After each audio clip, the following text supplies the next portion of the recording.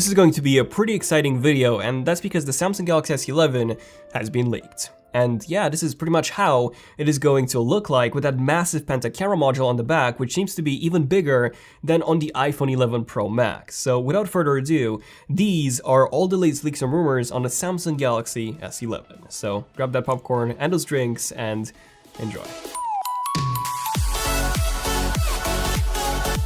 How does 100 gigabytes of mobile data for just £17 a month sound like? Pretty unbelievable, doesn't it?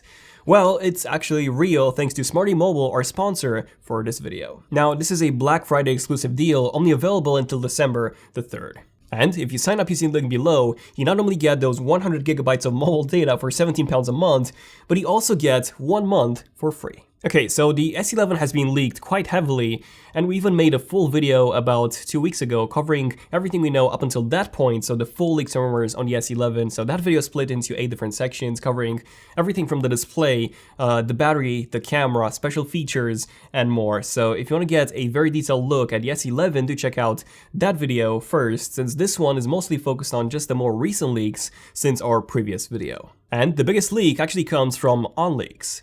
Now, OnLeaks has had some pretty outstanding track record in the past, up to the point where if he does leak something, or even especially a full render, then we can probably bet that that's exactly how the phone will end up looking like. And the S11 is no exception. On November the 23rd, OnLeaks teamed up with PriceBaba to give us a first look at the Samsung Galaxy S11e, the lowest end model of the S11 lineup. And as you can probably tell, the S11e is actually a gigantic departure from the S10e that we got last year, or this year actually in 2019, we're still in 2019.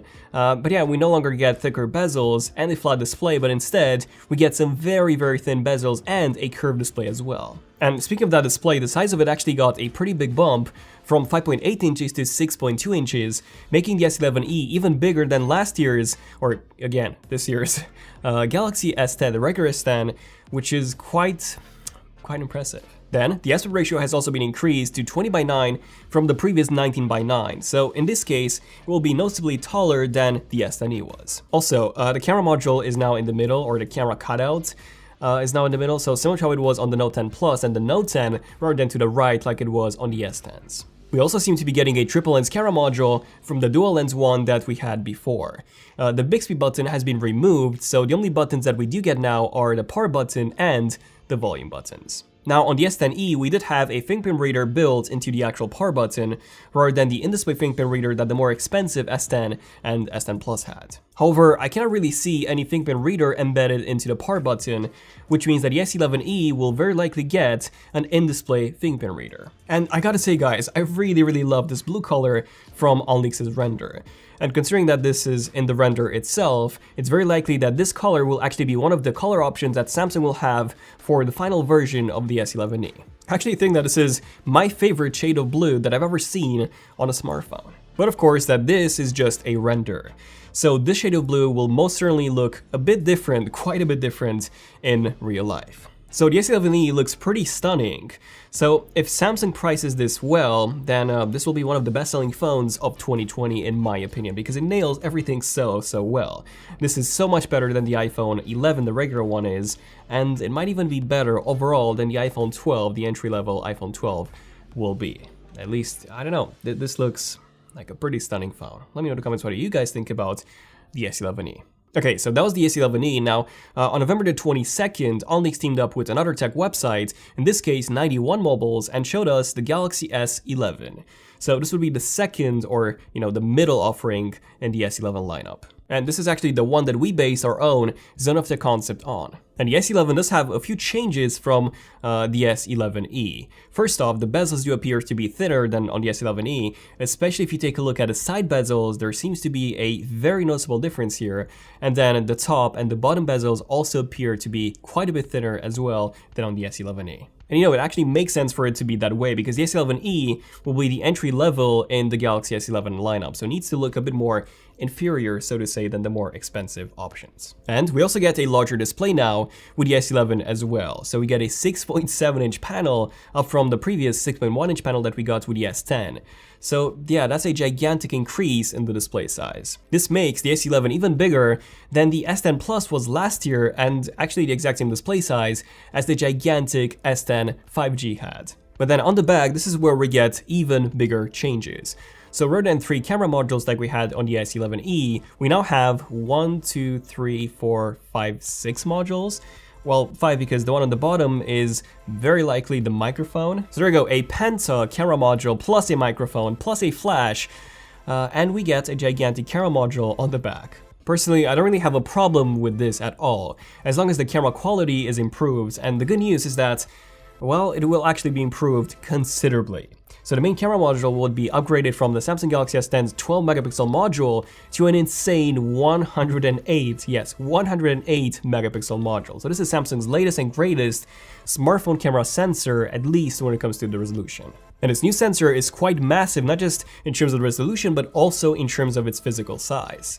So compared to the previous sensor, which measures in at 1 centimeter diagonally, this one is 1.91 centimeters. So pretty much double the size of the previous one, which could also be the reason, easily the reason for, Samsung having such a large camera module on the back of the S11. But as most of you probably know, or at least hopefully know, the megapixels don't mean quality. They just mean more resolution so that you can, zoom in more, but that's it. Think of a sensor as a chessboard, a grid, where the size of the board is actually the size of the sensor, and each of the squares inside the board are actually the pixels. So if you increase the number of pixels, you need to make them smaller, otherwise they would not fit on the board. But here's the thing.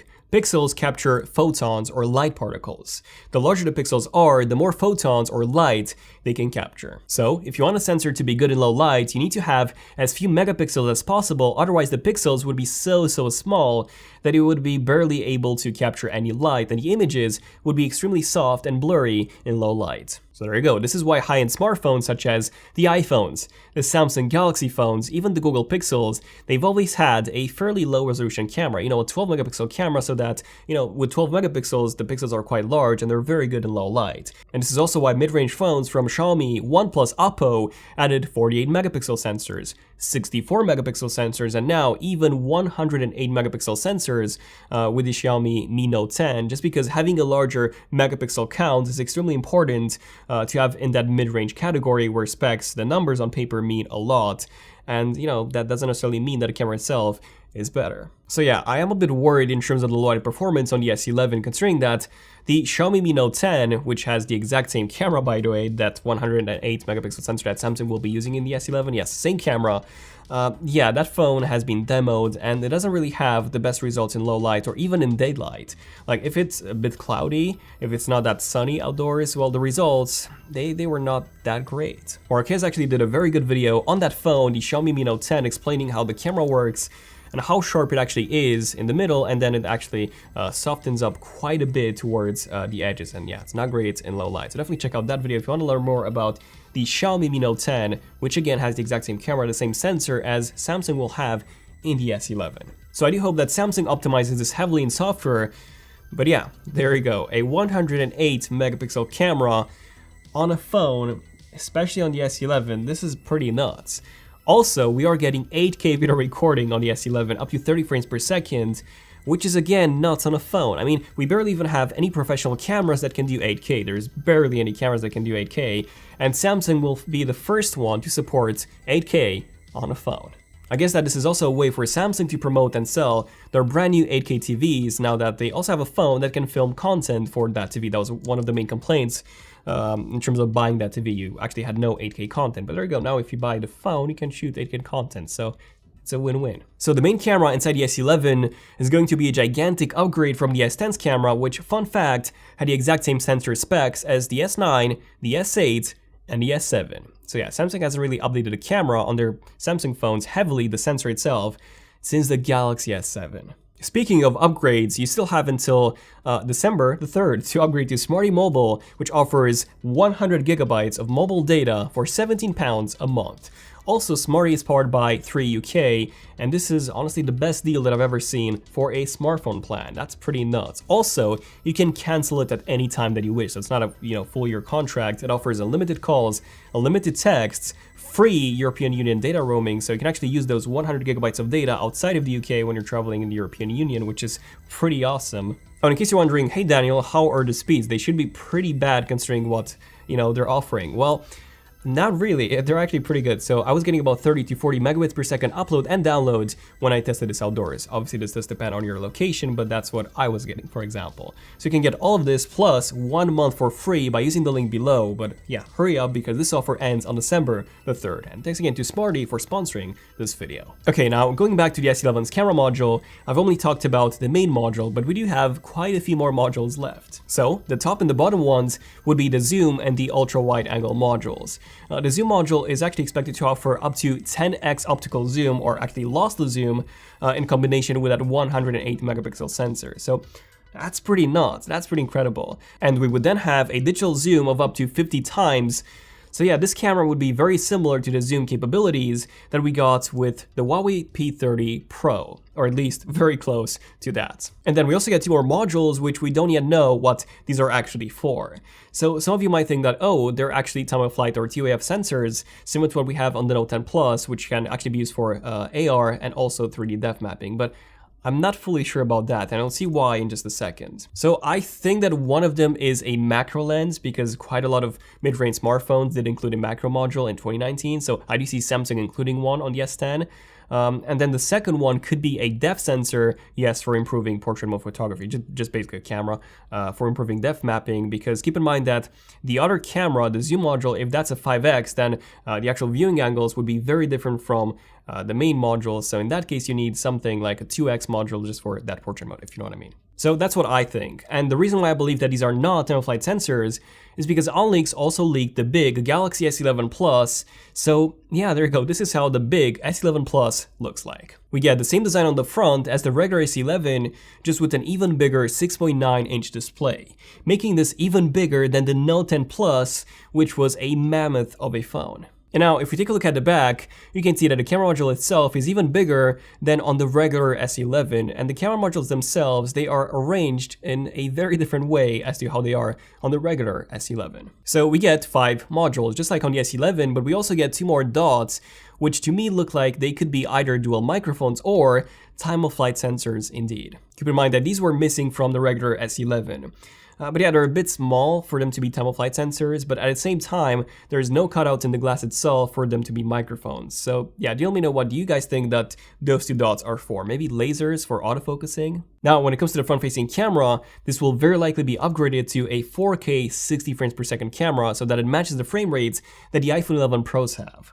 Because at the moment the S10 Plus and the S10s, they can do 4K, which is pretty awesome, but only at 30 frames per second. And oh, the headphone jack will be removed from the S11. So just like with the Note 10 Plus, you would either have to use a dongle, which will probably not be bundled inside the box, just like we didn't get one with the Note 10 Plus, for example, or you would have to use wireless headphones, such as the Galaxy Buds 2, which have also been leaked, by the way, and they're supposed to be launching alongside the S11. Speaking of sound, the top speaker grill is expected to be even thinner than the one on the Note 10 Plus, which is already absolutely minuscule.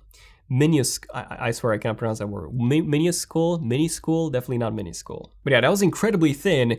You could barely even see it, and since the headphone jack is also being removed, we might be getting dual speakers on the bottom. However, in OnLeaks' render, there was only 1 speaker grill and then 1 microphone port on the other side. In our render, we actually added a second speaker grill. So there we go. This is how all the 3 Samsung Galaxy S11 models will look like.